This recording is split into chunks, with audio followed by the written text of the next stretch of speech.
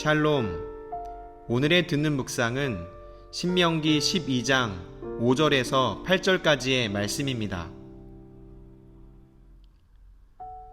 오직 너희의 하나님 여호와께서 자기의 이름을 두시려고 너희 모든 지파 중에서 택하신 곳인 그 계실 곳으로 찾아 나아가서 너희의 번제와 너희의 제물과 너희의 11조와 너희 손의 거제와 너희의 서원제와 낙헌 예물과 너희 소와 양의 처음 난 것들을 너희는 그리로 가져다가 드리고 거기 곧 너희의 하나님 여호와 앞에서 먹고 너희의 하나님 여호와께서 너희의 손으로 수고한 일에 복 주심으로 말미암아 너희와 너희의 가족이 즐거워할지니라. 우리가 오늘 여기에서는 각기 소견대로 하였거니와 너희가 거기에서는 그렇게 하지 말지니라. 아멘. 오늘 우리가 읽은 신명기 12장은 이스라엘 백성들이 이제 곧 하나님께서 약속해 주신 그 가나안 땅에 들어가게 되었을 때 그들이 하나님 앞에 드려야 하는 예배에 대해서 이야기를 하고 있습니다. 6절에는 그들이 드려야 하는 그 제사의 종류에 대해서 이야기를 하고 있다면 7절에서는 제사를 드릴 때의 그들의 마음, 그들의 자세에 대해서 이야기를 하고 있죠. 그들이 그 가나안 땅에 들어가게 되었을 때 하나님 앞에 지켜야 하는 가장 첫 번째는 바로 예배였습니다. 하나님께서 택하신 거룩한 백성이라는 정체성을 잊지 않기 위해서 그들에게 가장 중요한 건 바로 예배였기 때문입니다. 그들이 정착해야 하는 그 가나안 땅에는 원주민들이 섬기고 있는 수많은 우상들과 우상에 관련된 문화들이 너무나도 많았기 때문에 자칫 이스라엘 백성들도 무분별하게 그 문화에 섞일 수 있는 위험 요소가 참으로 많았습니다.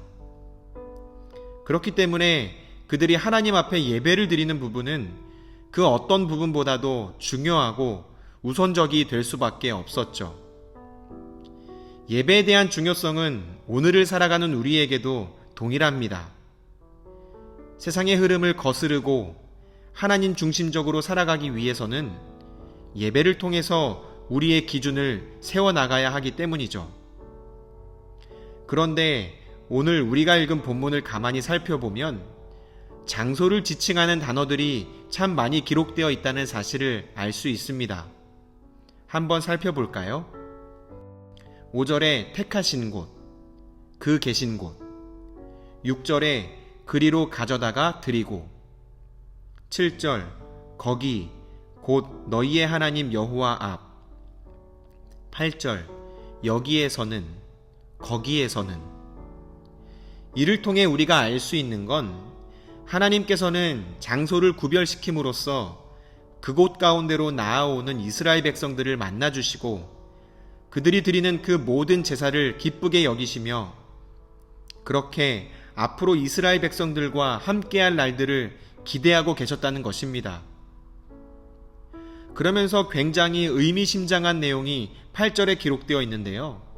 8절을 다시 한번 읽어드리겠습니다. 우리가 오늘 여기에서는 각기 소견대로 하였거니와 너희가 거기에서는 그렇게 하지 말지니라. 지금 모세가 이스라엘 백성들에게 이렇게 이야기하고 있는 것이죠. 가나안 땅에 들어가서는 절대로 지금처럼 그렇게 하면 안 돼. 그들 가운데 어떤 모습을 그렇게도 조심시키고 있는 것이었냐면 8절에 각기 소견대로입니다.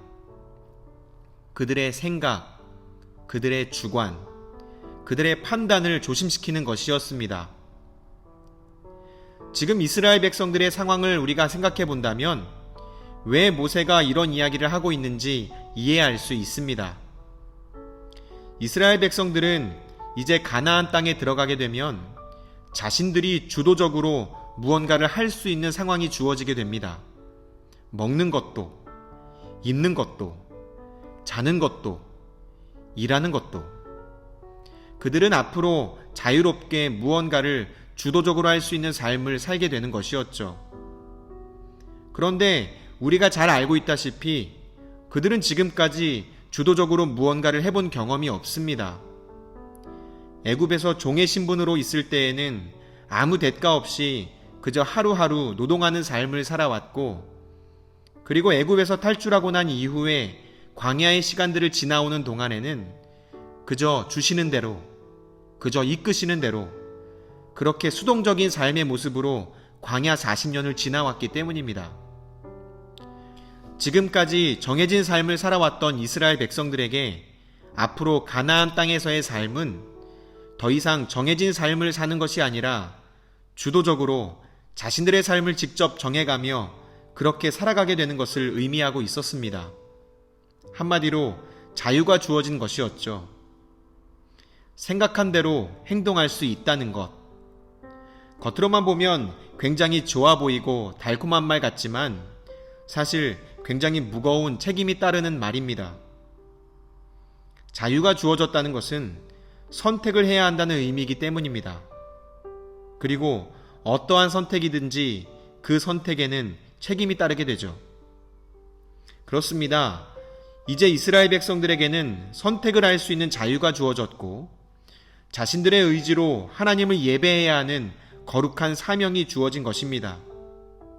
하나님은 그 거룩한 땅으로 그들을 초청하셨고 그 구별된 장소에서 자신들이 구별된 백성이라는 사실을 기억하며 그렇게 하나님 앞에서 온전한 모습으로 예배하기를 원하셨던 것이었습니다.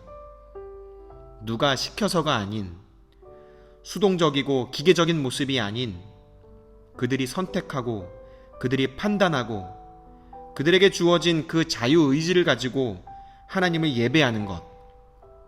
그것이 바로 하나님께서 이스라엘 백성들을 향해 가지고 계셨던 마음이었습니다. 그래서 모세는 더더욱 이스라엘 백성들에게 강조해서 이야기하고 있는 것입니다. 하나님 앞에서 예배하는 일에 있어서 결코 자신의 소견대로 해서는 안 된다는 것이죠. 자기의 소견대로 살지 않도록 우리의 중심을 하나님 중심으로 다잡는 시간이 바로 예배의 시간이라는 사실을 우리는 기억해야 합니다. 사랑하는 여러분, 우리가 하는 생각에도 하나님의 다스림을 받을 수 있어야 합니다. 내 마음에 따라 무분별하게 생각하게 된다면 결국 그 생각에 묶여 우리는 자유를 잃어버리게 될 것입니다.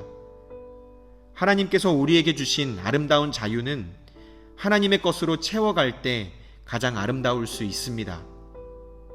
자기의 소견에 옳은 대로가 아니라 하나님의 뜻에 옳은 대로, 하나님의 다스림 속에서 참된 자유를 누리시는 기쁘고 복된 하루 되시기를 주님의 이름으로 간절히 소망합니다.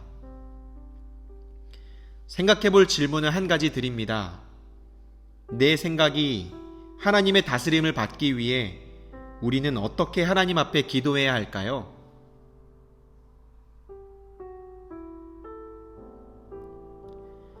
하나님 안에서 생각하고 하나님 안에서 자유를 누리시는 복된 하루 되시기를 주님의 이름으로 간절히 소망합니다.